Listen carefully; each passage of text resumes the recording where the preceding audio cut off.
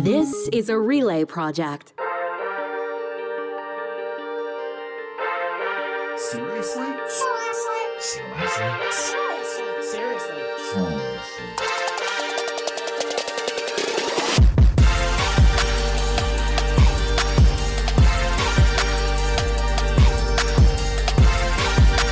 Seriously starts now.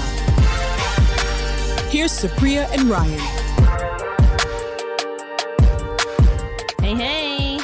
Wednesday, August 31st. And you're listening to Seriously with Chrystia and Ryan. I am Chrystia DeVetti in Toronto. I'm Ryan Jesperson in Edmonton. Good morning, my friend. How is it August 31st already? I know. I was just going to say the same thing, but then I thought it made me like a small talk about the weather guy. Yeah, but like sometimes small talk about the end of summer is worth it because it's just like, where the fuck does the time go? We got to commiserate together. Yeah. I was the other day complaining about a golf tournament I was working, and the fairway was littered with yellow leaves. And then I realized that it was the most privileged bitching of all time. And so I tried my best to keep it to myself, but it's true. It is upon us. It's okay, though. Fall is when things typically sort of pick up in the news cycle, which is great because it's been such a slow and boring summer. Yeah, you say that sarcastically, of course. Yeah, and I mean, like the last week has been no different, right? Like Quebec is in full election mode now. They go to the polls October 3rd. And it's worth noting as well that the leaders in Quebec are actually in heightened security mode as well. Like they're not taking any chances. They're traveling the province with like bulletproof vests, with heightened security teams, et cetera. The prime minister is supposed to be making a cabinet shuffle later today, or a readjustment, I suppose. Liz May has been cleared to run in the Green leadership race. So that's great. The UCP had another debate last night. How did that go? Yeah, well, I mean, this is getting closer and closer to selecting the leader of the United Conservative Party in Alberta, which, of course, will become de facto the next premier of Alberta. And everybody's bets seem to be on Danielle Smith taking this one, but it's never a guarantee. We've seen it before in Alberta. We've seen it across Canada before. Everybody thinks that the favorite is this person. They hold this coronation over a series of weeks or months, and then it ends up being somebody different. Right now, it's Danielle Smith that's got all the chatter. She's trending weekly across the country, so it remains to be seen. But yeah, this debate last night, it centered around probably the most salacious moments, the most attention-grabbing ones anyway, was Danielle Smith really being critical of her party, the United Conservative Party's lockdowns during COVID, says that the NDP the opposition NDP bullied the Conservatives into implementing those COVID measures, says that nobody was looking out for the little guy. Danielle says her government would look after the little guys, like the restaurant owners and the kids that weren't able to go to school. So it's been a race to the bottom in conversation about COVID measures. Everybody seems to be talking about the little guy in these circumstances. Nobody's really talking about, like, you know, the little guys that were in ICU or like the doctors and nurses that were. Anyway, I digress. Feels like we're rehashing something from 18 months ago, to be honest. I mean, it's the same thing over and over again, I feel like. Yeah. And just really quickly, a few other headlines from the week. I mean, Mikhail Gorbachev, the last leader of the Soviet Union, has died at 91. Bell Media is still somehow dealing with the Lisa LaFlamme fallout. This week, CNN discussed the issue on their morning show. So yeah, and another follow-up from one of the stories we touched on very briefly last week, but the Liberals have now promised like a full review of how they hired an organization with that known virulent anti-Semite to conduct anti-racism training.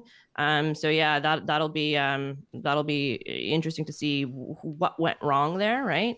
Hang on, before we move on, I just wanted to quickly put something on your radar if it's not there already, as well as our audience radar, in the context of Mikhail Gorbachev's passing.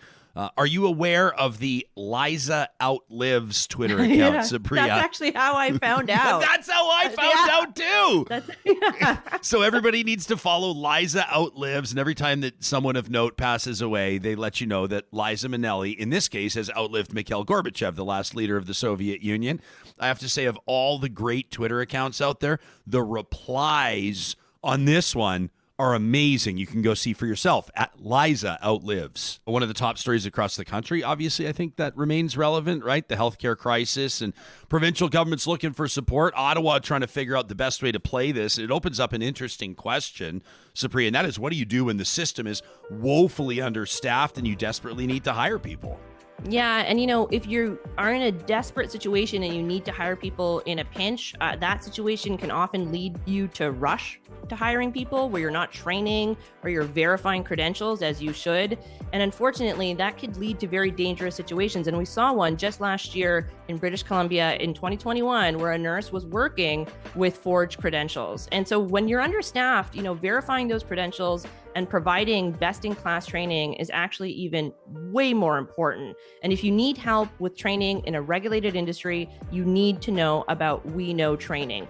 We Know Training is not just a standard LMS platform. They specialize in high-stakes training for associations, regulators, governments, credentialing bodies, et cetera, with the highest degree of quality and trust. And just to give you a few examples, they work with credentialing partners like hunter educators and licensing organizations, liquor and cannabis retail workers for provincial regulators, medical associations, accredited training for licensed professions like real estate or insurance, and many more highly regulated industries where high quality training really matters.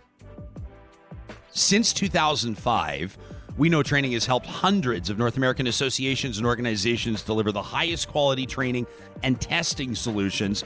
Their platform and learner verification technology makes sure you're credentialing the right people with a high degree of trust.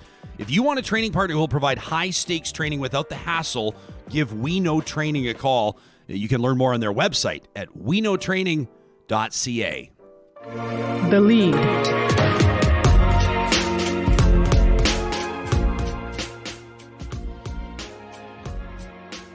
So, Ryan, we have to talk about this video of Deputy Prime Minister and Finance Minister Chrystia Freeland being harassed in Grande Prairie, Alberta.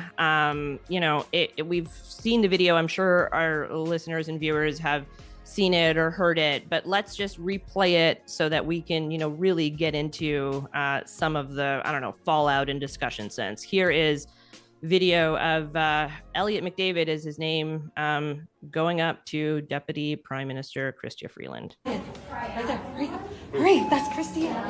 Chrystia! Yes? What the fuck are you doing in Alberta? You fucking traitorous fucking bitch! Get the fuck out of this province! You don't belong here. So, yeah, where to start? Okay, look, first and foremost, I think the composure of Minister Freeland, as well as, the staff that is with her is just so amazing. The fact that they don't miss a beat, when her name is called, she looks up and is open to engaging. And then clearly when he's, looks menacing and threatening, they get into the elevator, cool, calm, collected, whatever, and they go up, to the floor that they were going to. But what's interesting about this, from my perspective, Ryan, is that the coverage in the initial, days and even hours, once this video went live late last week, was all right, you have to condemn this, right? And I don't know, it's just simply asking politicians to condemn X. Politician X condemns Freeland harassment. Is that all we need? Is that the only bar here? This is the only bar that we're asking to clear. And, for what it's worth, the Premier Doug Ford came out pretty quickly after, and in no hedging, no dilly-dallying, straight up, condemned it. James Moore, former, Conservative cabinet minister, also condemned it. Lisa Rayett, of course, as well, and a bunch of other higher profile Conservative politicians did. But it's not just about condemning it. It's about doing shit to ensure that this stuff doesn't happen. Yeah, this was, and of course, I think most people know that we just played a snippet of that. I think we played about 12 seconds of the video. It goes on, before, when he sort of walks up to the City Hall reception, he says he wants to talk to who's in charge. Nobody really knows what his intentions were, what drew him there, whether he was, to use the word stalking, whether he was, there intentionally to interact with or confront the deputy PM. But then it continues after as well. He's dropping C-bombs. They're proud of themselves in the parking lot. They remain proud of themselves. He did an interview with Charles Rusnell, an investigative journalist. It's in the Tyee. People can check it out. An abbreviated interview because he ended it when Rusnell's questions started to dig a little bit deeper than McDavid wanted to get into. But it's got a bigger conversation going about, like we say right here, the offline effects of online rage. And that's about a whole lot more than Elliot McDavid or Chrystia Freeland or Grande Prairie or Alberta. Or is that just me as an Albertan desperate to take the spotlight off our province again? I don't know. No, not at all, not at all. I would agree completely with that. And what's interesting, you mentioned the interview with the Tai, and when the journalist started doing a little bit more digging, it turns out that part of the reason why Elliot McDavid is so pissed is because of this misinfo that's been out there about the Liberals trying to ban all sorts of fertilizers and how that would impact farmers. And so Jonathan Montpetit over at the CBC, points this out, that there are politicians that are, peddling this notion of this fertilizer ban.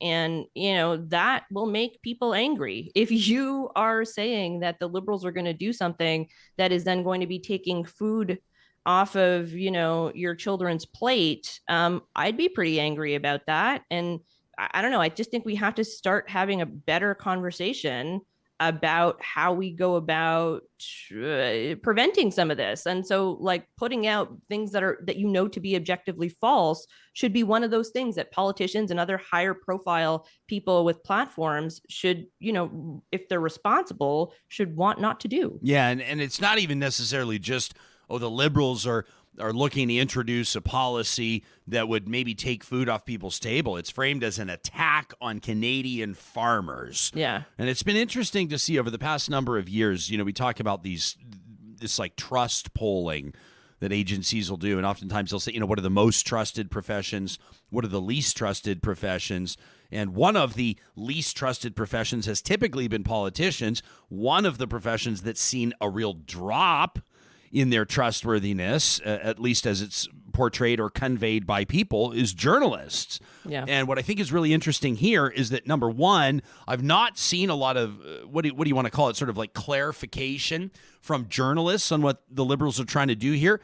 But what we also see is, for the average ordinary citizen that's not as politically involved, I guess I'm talking about people that don't subscribe to and download Seriously every Wednesday, they're putting a lot of trust in politicians that are abusing that trust, that are torquing the talking points of stories like these and misleading them, quite frankly, for that politician or that party's political gain. And we probably need to talk about that as well, because that's a betrayal of trust within the House.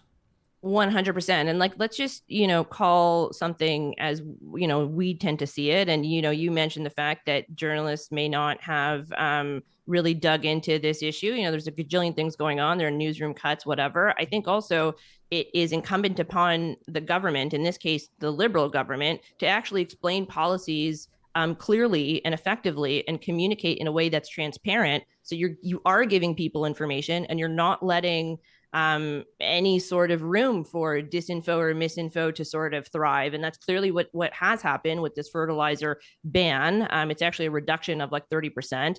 And I think if you are going to do something that, off the bat, you're not giving enough details, or there are questions and you're not really answering the concerns that people are bringing about a policy, then yeah, people are going to exploit that. And I'm not excusing the fact that people are pushing something that is blatantly false and that is very clearly making people angry. But I think the Liberals need to get a little bit smarter about this. And I think governments all over need to get a little bit smarter about this. Yeah. And also at the same time, this reminds me back in 2015, 2016, when Rachel Notley's NDP government was relatively new in Alberta. And one of the first big ones they stepped in, Supriya, was this Bill 6 legislation. They wanted to introduce it about farm safety and worker protections. There were workers' compensation implications. But you start talking about how family farms operate. A lot of times they'll get their kids out there working when they need them. We've done it for centuries. They get the neighbors out there working when everything needs to be combined at the end, around harvest time. And so this was framed by the political opponents of the day, at that time, the progressive conservatives that had just lost that election big time, as, again, an attack on the family farm. And the NDP, in retrospect, if you talk to Rachel Notley to this day, one of the reasons why Bill 6 blew up in their face like it did, it was the first really big explosion within that NDP government. It wasn't around the legislation. It wasn't around the motivation behind the legislation, which was to protect farm workers if they break their backs falling off a Quonset. But the communication of it was so poor that it caused big problems for that government. And we see examples of that time and time again.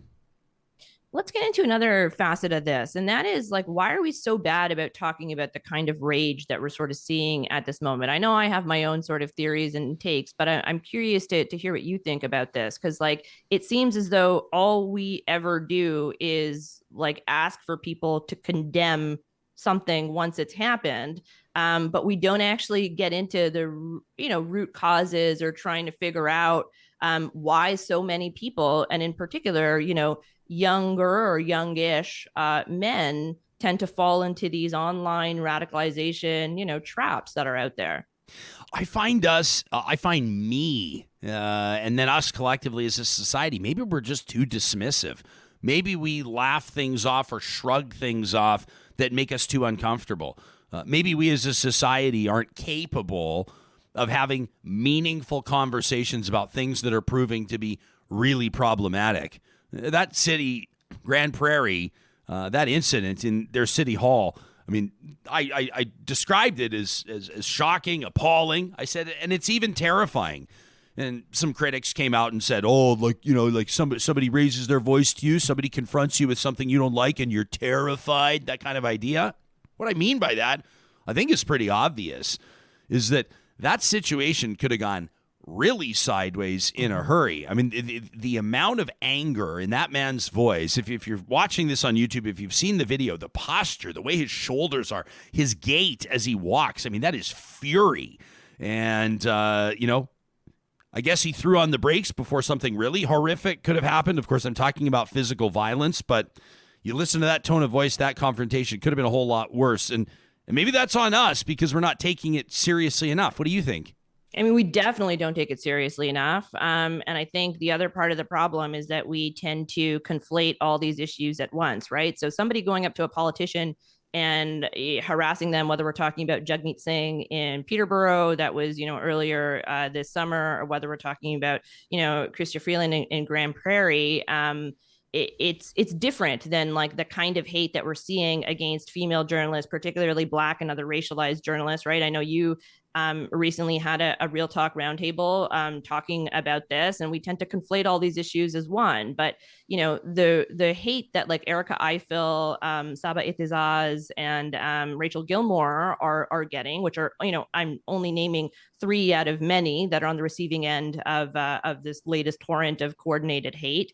That the object there is to silence them, right, and to try and get them to be quiet about the issues that the hate mongers don't want out there. Being angry at a politician is somewhat different, and I think we tend to conflate a lot of these issues. And I think the other problem when we talk about this is that a lot of our mainstream or political legacy media is set by guys who think anything is like a wedge issue, and even something studying like the issue of systemic racism is a wedge issue. And if you think I'm exaggerating, okay, here's a clip of Bob Fife, who's the Ottawa bureau chief of the Globe and Mail, saying just that in March of 2018. Now they're going to try another wedge issue. They're going to do a study on systematic racism in Canada. Is there really systematic racism in Canada? Go to high schools and universities. Kids of all ethnic backgrounds are hanging around with each other. It's not the Chinese kids with the Chinese kids or the South Asian kids with the South. That's not. I'm not sure that that's the case. But this government has a tendency to tell us how we should be thinking. And there's a potential danger in this sort of we know what's best for you type of attitude. So I don't want to spend a lot of time, rehashing that clip because it got a lot of play at the time. But like, if you are the bureau chief of like one of the major papers, the major, yeah, in this country, and you think studying an issue of systemic racism is somehow a wedge issue, and you're framing it that way, then what hope in hell do we have of actually trying to figure out how to combat like online radicalization and right-wing extremism? Okay, so let's shine the light back on us. Where do you think that media, and in particular political media, needs to do better in not just, putting stories like this in front of people for Canadians to digest and to walk with and to think about, But where do you think we need to do better as political media in confronting politicians, for example, that would promote falsehoods?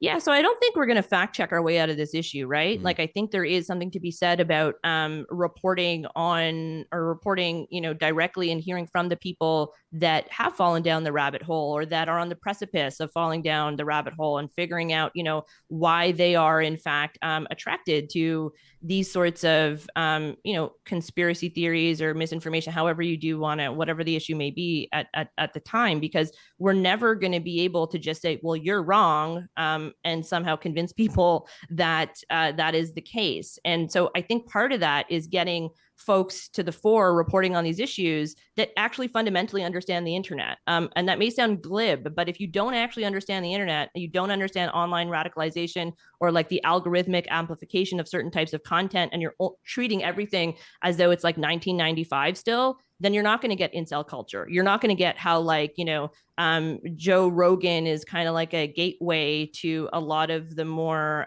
insidious anti-vax content out there, or like the manosphere content that's out there, right? Are you saying that the journalism industry needs to reflect society at large? Yeah. Yes. Yeah. Oh my gosh. Wow. What a good way of saying that as I was trying to spit that out. What exactly. an idea. You're right. But if you get some insight into what this man in Grande Prairie told Charles Rusnell, the journalist, was driving him. What motivated him to be there? What's the source of a lot of his anger? He's under the impression that thousands of Canadians have died from the vaccine. He's under the impression that the federal government is attacking Canadian farmers. I mean, these are the stories that we've just addressed. That's the source of his rage. I talked to Peterborough's Mayor Diane Therrien on Real Talk just a short while ago and asked her about the QAnon conspiracy theorists that were trying to arrest all of her police officers and hand them over to U.S. Marshals. Same sort of a thing. Now, we acknowledge that a lot of people are going to fall through the cracks, but I don't think that means that we stop trying to address this in meaningful fashion. Also, there's this. Do you think this rage index is a positive thing? I think it's a neutral thing. Do you think it's a negative thing? Well, should we let everybody know what we're talking about? If you haven't heard about this, Pollara, this polling company, they're going to do a rage index every month, and they're going to poll about 2,000 Canadians and figure out what we are most angry about, furious, what we're raging about the most. And the rage factor, the rage index, is pretty high right now with their inaugural survey. I don't know. I think it's an interesting insight to see what's driving people crazy, like these sort of fun radio features back in the day. What's grinding your gears, right? Yeah. What's getting your goat? What's the burr under your saddle? But at the same time, I think that it kind of serves to reiterate. I was talking to Charles Adler about this the other day. He said they are rage farming and you are the crop. And I don't know if it maybe sort of pounds home to people that, yes, you are angry. We are angry. We are all very angry. But we are angry, aren't we? Like, I'm angry. Like, are we more angry than we were 30 years ago or 10 years ago? I think a little bit, only because the internet has made us a little bit more angry. And when I say the internet, I really do mean like certain social media platforms, right? And I agree with Adler that like we are the crop, and rage farming is like, a good chunk of what we encounter. But it's, I don't know, like the slide that we just showed there, it's like people on the prairies are angrier than the rest of the country. Quebec is somehow the least angry. I think that's a little bit interesting. But I just think that, the combination of affordability and people being very concerned about affordability, right? Like Angus Reid recently did a survey that said like 56% of folks are quite worried about cost of living increases. That mixed with the kind of environment that we have right now, yeah, people are going to be angry. And it's not unsurprising. Again, the slide we're showing is that the PPC and conservative voters are the angriest. And it's not just about the federal government. It's about all sorts of things. And I think that also speaks to the information ecosystem that they're in and the kinds of content that they consume, to your point about the rage farming. Yeah, probably one of the good things for conservative parties is that anger will drive people to the polls. So that's always a positive. If you're looking for a silver lining on everybody being super pissed off, I guess that would be it. I just want to know where this goes from here. Like, are we going to become placated or less angry or more chill? with policy that better fits regions across the country? Would we be less angry with a different federal government, or would the anger or the rage index just shift and all of a sudden Quebec would be the most pissed off again? I don't know. They're the most chill right now. Well, you'd think that the legalization of marijuana would make us all a little bit more chill, right? And just BC's mellow numbers out. are pretty low. That's good for BC. So maybe that's why. That's Everybody's chill on the left coast. Yeah. But you ask the next 2-3 years, I think we get ragier unless we do something about it. And this is why I think we have to do something about it, because I think we look to a lot of other places. And when you do let that rage fester and you do have politicians exploit that rage, it doesn't lead to very good places. And I don't think Canada wants to go there. I think you're right. I think that anger is a powerful tool in politics. I think politics or politicians are also one of the quickest ways to address this. Are there bridge builders, though, that are gaining traction, gaining ground on the political landscape? I don't know. I don't see a lot of people. You could maybe point to the Liberal and NDP coalition federally as cooperation across the aisle. I don't know if it does anything to address rage. But as I rack my brain trying to think of an example where politicians have built bridges in front of people to prove it could be done, maybe that's one. I mean, that's a good one, I suppose. I can't honestly think of very many others, especially in modern political times. So that's probably the best I would come up with too, which is kind of sad. It is kind of sad. I guess I'm thinking back to me like Senator John McCain when he was running for president. Remember that lady? Remember that one the one event that they had, and she started talking about Obama and her theories about, and he kind of went, hey, no. Like he's no. And that was a small thing, but it was a huge thing. It was years ago. Maybe need a little bit of that sprinkled into the mix. Sounds cliche, but 2 years ago, be taught, though, you're either a good person and you're a decent person, or you're not, right? And you want to, I don't know, you want to fight fair. And John McCain, clearly wanted to set that woman straight. And if you don't have that in you, I don't know if that kind of thing can be learned from a political strategist telling you that's what you need to do, or by the two of us telling you that's what you need to do. So basically, we're screwed. Yeah, we're doomed. Seriously?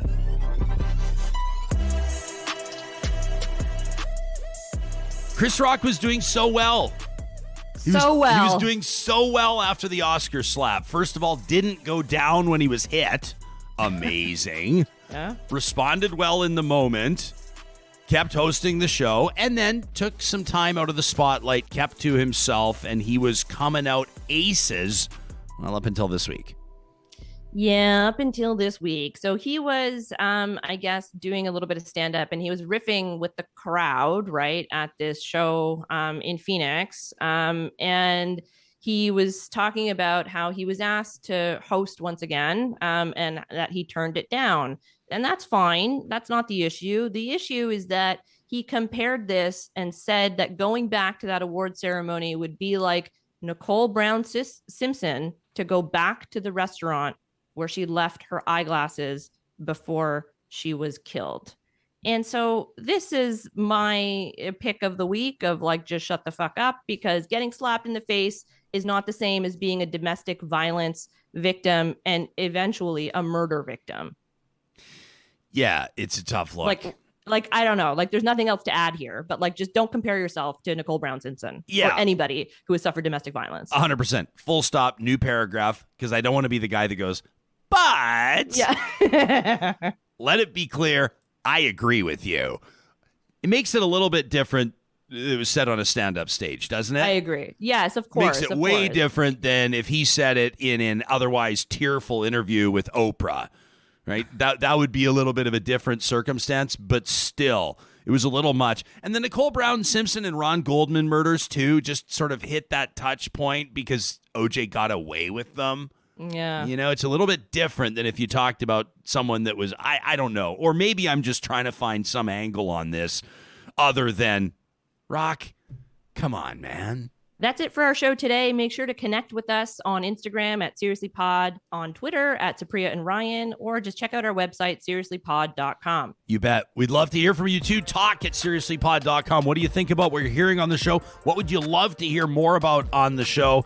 And of course, thanks for subscribing to Seriously on YouTube, wherever you get your podcasts. When you rate and review our content, when you tell your friends, that means a lot to us. It's simple to share it, too. If you're listening on your podcast app right now, just click share and send Seriously to your friends. We'll see you again next Wednesday. Seriously is hosted by Supriya Dwivedi and Ryan Jesperson. Technical producer, John Hicks. Executive producer, Josh Dunford. Account coordinator, Lawrence Norlego. General Manager, Katie Cook-Shivers. Human Resources, Lena Shepard. Voiceover by me, Tangi. Seriously is a relay project. For more, check out seriouslypod.com.